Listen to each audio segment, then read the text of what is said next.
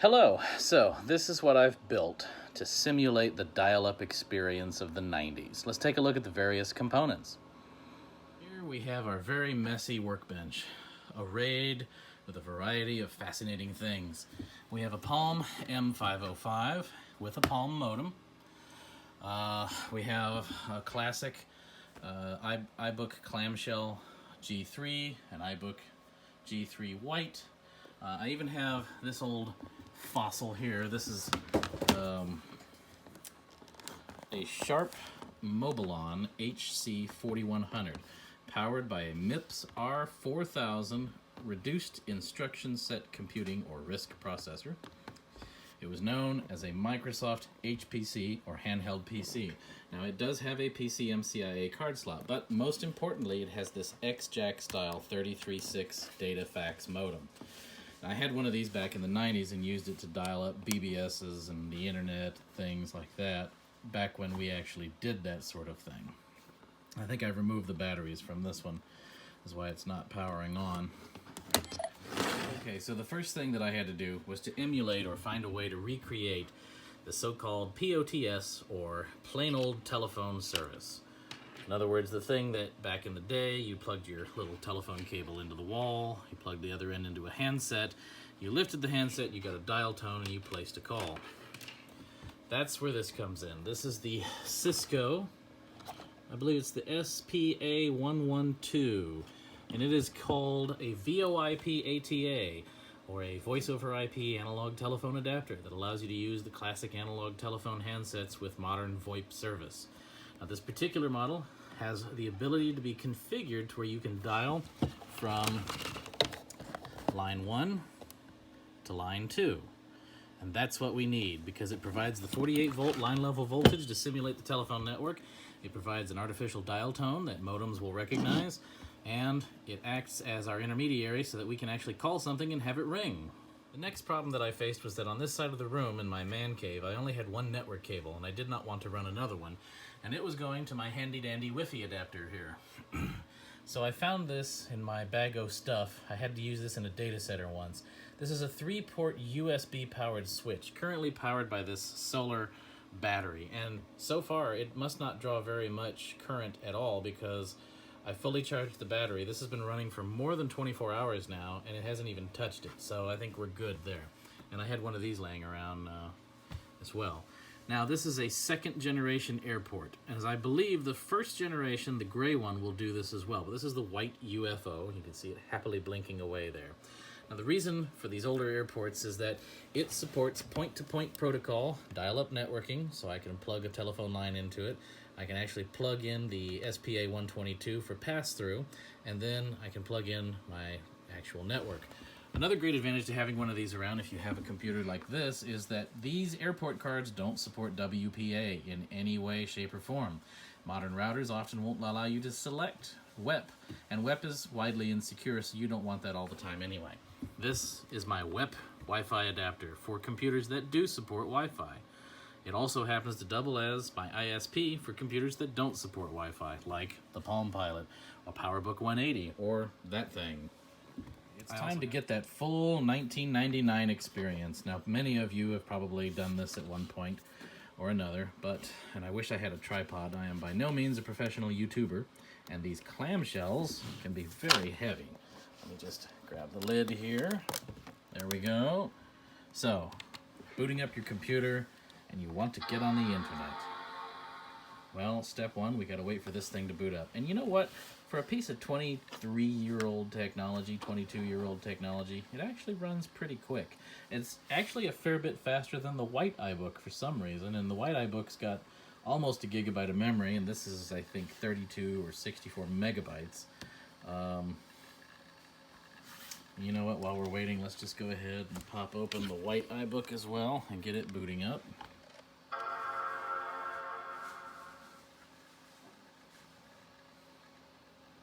Fantastic machines, these older iBooks, because you can play period games on them over the network and everything without having to worry about the compatibility issues of modern PCs.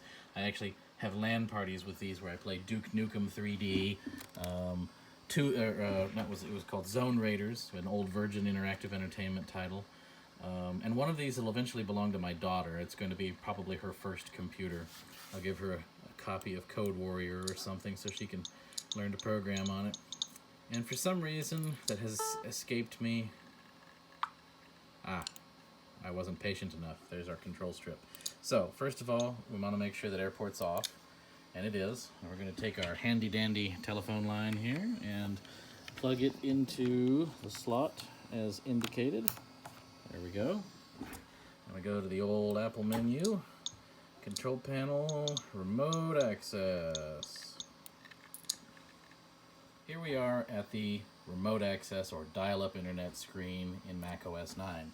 Now I've got the Cisco programmed so that regardless of which line you're jacked into, if you dial the magic number, it will automatically call the other line rather than trying to place a VoIP call over the internet.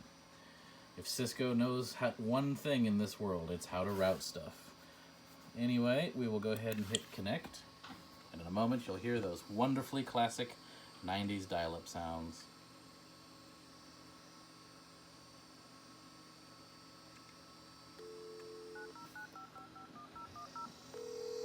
I don't know if you'll be able to hear that because it's so quiet.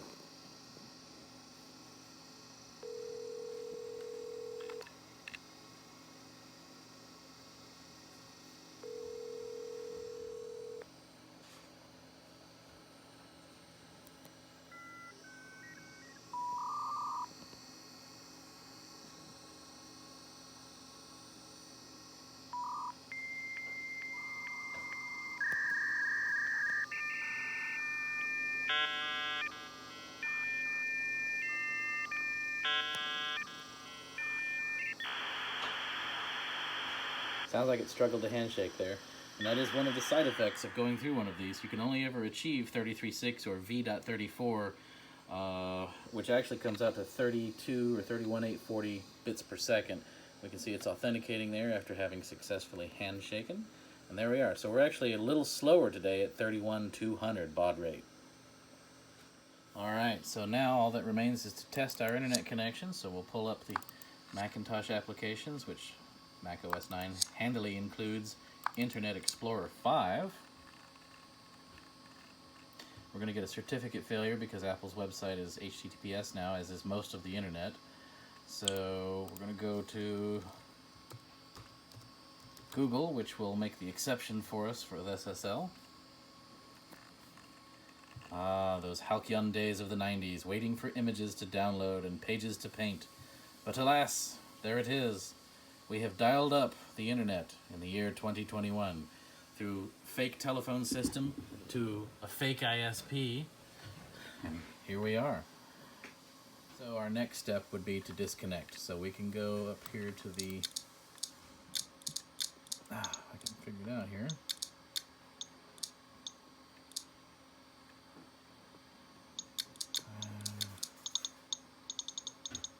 Remote access. Disconnect it. It's waiting for termination. Alright, now we'll yank that phone cable out and we will stick it in our iBook G4. Remember when computers came with modems built in? Let's confirm that airport is disabled. Turn airport off. Same business. We'll go over here, control panels, remote access. This one will be a little bit louder. All right, let's hit connect and see what we get.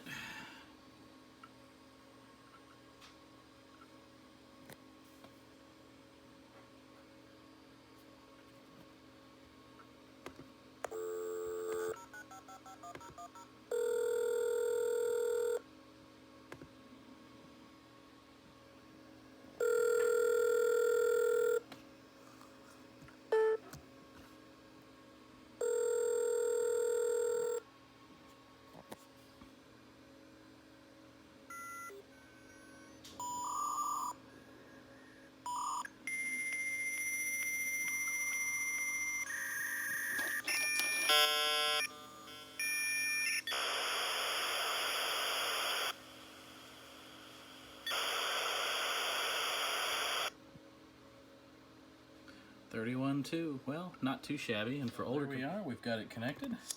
Same business with Internet Explorer.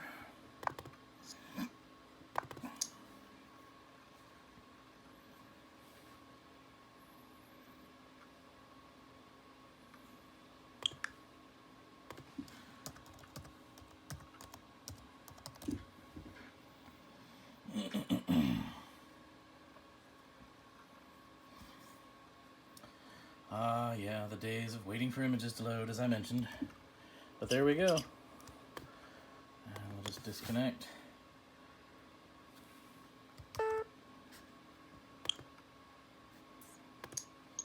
The good news is that OS X also supported. Hang on, let me think here. Also supported dial-up, so I'm gonna real quickly reboot into Tiger, and we'll go through that. So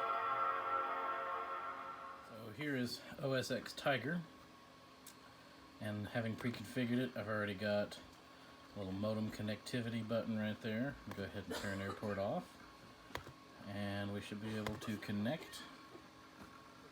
It says dialing.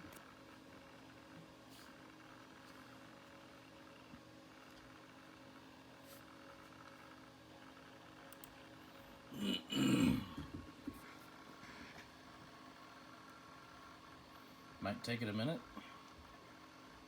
Alright, so it's already dialed, it's just finishing up. Authentication. And there we are, we're connected. So if we pull up terminal, ping Google, you'll see that wonderful dial-up latency, 600 milliseconds. Look at that.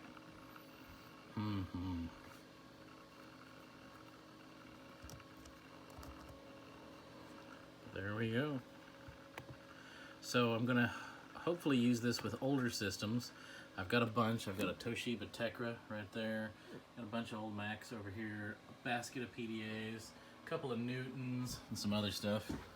And we'll see how it goes. I'll try the Palm next, but for some reason it will not authenticate. It's like it doesn't support standard PPP dial-up or something. So let's take a look at that. So we are now ready to attempt to connect our Palm to the internet. So one of the major problems that I've had is that it won't authenticate, and I haven't quite figured out why.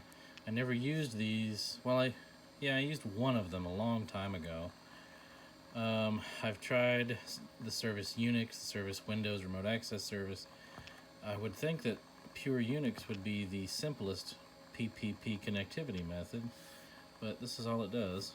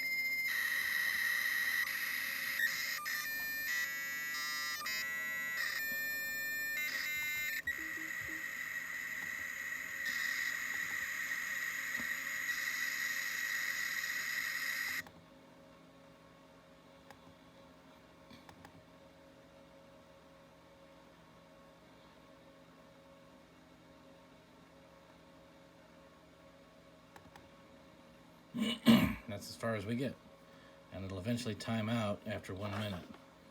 So I'm not sure what's not happening there. I'm going to try some Windows dial-up devices next and see what happens. Alright, we are booting up our test bed. I believe this is a 90 megahertz Pentium, Windows 95.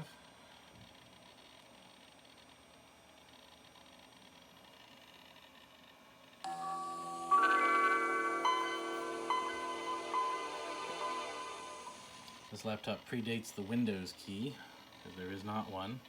It does have a CD-ROM. It also has a floppy module, which is hiding away back there.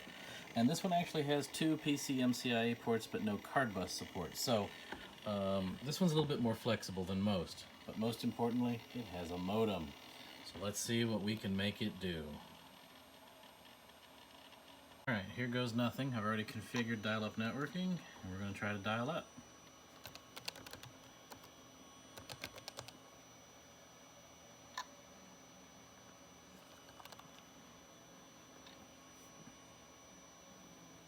Uh-oh, the modem is not plugged in or out of service. Okay, so it looks like the driver for the modem is not installed. I went to Toshiba's website, and lo and behold, they have the driver. It's designed to be written onto a floppy, so to that end, I connected the floppy drive. However, I cannot find my USB floppy disk and my spare floppies, so I have to deal with that later. In the meantime, I made a slight change. This laptop is equipped with a serial port. I've connected a 28.8 Multitech multi-modem to the serial port there, the other end, of course, to the phone line. We're going to attempt to dial up using COM1.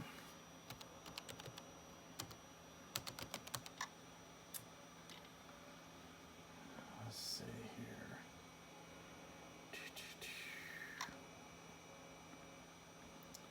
And I think we're probably going to have to...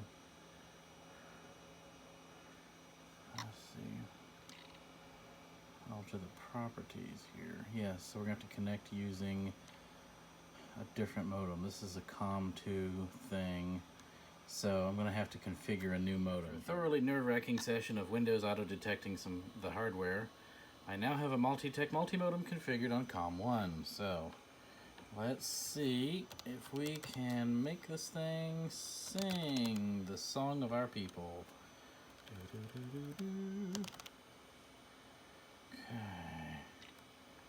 Here's modify the phone number.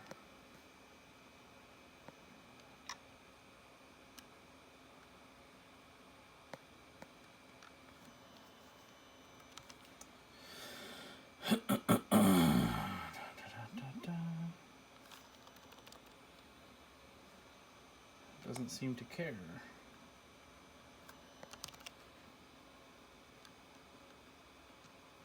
And Windows wants to be fussy and dial a 1, so at least we get that. Alright, what do we got?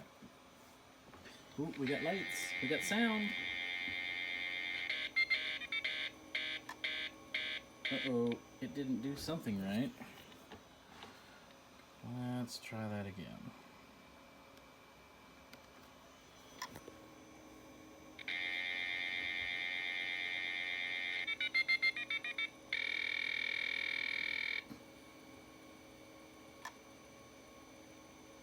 And again, this going through there into that.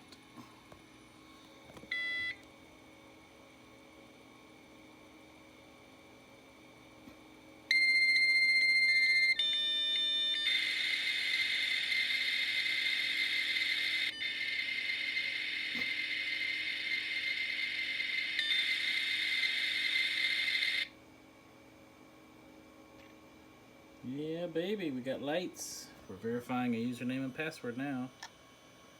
And we're logging on. So Windows likes logging into the airport, but Palm does not. I wonder why. Well, let's see what happens when I fire up the old Internet Explorer 5. Here's a screen you've not seen in a while. You are connected to dial-up. Check that action out. Alright, let's do some IE. You know, these old systems aren't as slow as I remember. Oh, I'm about to view pages over a secure connection. I bet you the SSL cert for AOL.com is not going to be accepted. What do y'all want to bet? Cannot be displayed. Okay, let's try something that's a little more ancient browser friendly. We got, the lights are cooking over here on the modem, let me tell you. There we go. We have dialed up, buddy. So, now I've established a dial-up connection. I can transfer files to this without having to use the incredibly slow and archaic floppy disk. Woohoo! In closing, why? That's the question I get the most. Because I can. The mind has to be exercised, and computers are a skill like any other, and to maintain a level of excellence, you must practice. What must you practice? Doing things that are out there, the more obscure edge case things that you can do. It keeps the mind sharp. It keeps you open to possibilities that you might not have considered. It also enables me to transfer files to these things without having to go through freaking floppy disks. So like this one has a bunch of old stuff that was my grandfather's from before he passed away. And the CD drive lights up but doesn't want to eject or do anything. So it's not really feasible for me to do anything via the CD drive. But I can get old pictures and emails and things off of here. He actually had a parallel port Logitech QuickCam, and he took pictures of us once when he visited. And so it'll be nice to get those off of here safely. He has After Dark 4.0, Acrobat 4.0. He's got Photoshop 5 Limited Edition on here, Corel, WordPerfect, all kinds of nifty old things. And besides, this thing at 90 megahertz would be a screaming Duke Nukem player, you know what I mean? So, there are a lot of actual uses for this. Trying to think of one. The Dreamcast, that's what I was trying to think about. So the Dreamcast only has modem connectivity, so you can use this same system without having to set up a Raspberry Pi and all that other crap. Line level voltage thing. Oh wow, he's got Real Player on here. Dang.